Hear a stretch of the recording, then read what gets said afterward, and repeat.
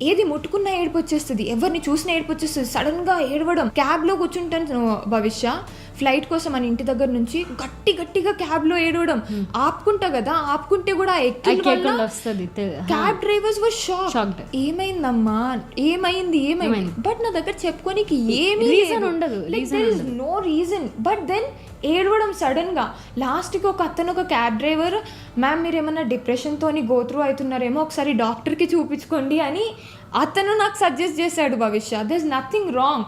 But నాకు అది ఎందుకో ఏమనిపించింది తెలుసా, నాకా మెంటల్ డిప్రెషనా, నాకేం ప్రాబ్లం ఉంది అని నేను ఆల్మోస్ట్ ఒక 6 months అవాయిడ్ చేసినాను. జస్ట్ బికాస్ అసలుకి అది ఎప్పుడు మనకి ఎవరు చెప్పింది లేదు, స్కూల్స్లో నేర్పించింది లేదు, నాలెడ్జ్ ఇచ్చింది లేదు, కాలేజ్లో మన ఇంట్లో కూడా దాని గురించి మాట్లాడింది లేదు.